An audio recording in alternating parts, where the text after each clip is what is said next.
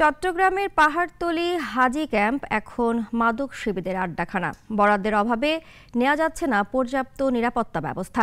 বেশ কয়েকবার সংশ্লিষ্ট মন্ত্রণালয়কে পরিত্যক্ত ভবনগুলোর বিষয়ে ব্যবস্থার কথা জানালেও নেই কোনো উদ্যোগ। দিদারুল ইসলামের প্রতিবেদনে জানাচ্ছেন সুরাইয়া আক্তার। চট্টগ্রামের পাহাড়তলী হাজি ক্যাম্প 50 দশকের শুরুতে পাহাড়তলীতে 9.35 একর জমি নিয়ে নির্মিত হয় এই ক্যাম্প। একসময় হাজার হাজার হাজির পদচারণায় মুখরিত এই ক্যাম্প এখন পরিত্যক্ত মাদক সেবীদের আড্ডাখানা।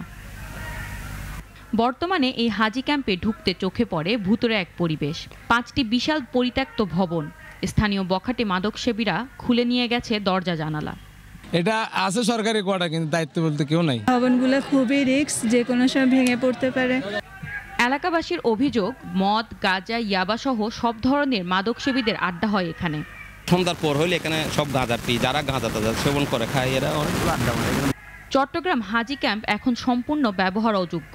পর্যাপ্ত জনবলের অভাবে পাহারা দেওয়া কষ্টকর হয়ে যাচ্ছে বলেও জানালেন চট্টগ্রামের বিভাগীয় কার্যালয়ের পরিচালক।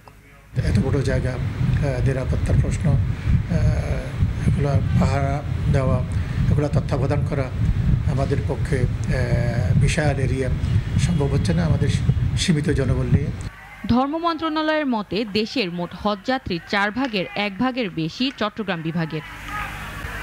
সুরাইয়া আক্তার, নাগরিক। একমাত্র ওয়ালটন এসি দিচ্ছে 1 বছরের রিপ্লেসমেন্ট গ্যারান্টি এবং কম্প্রেসারের 10 বছরের গ্যারান্টি।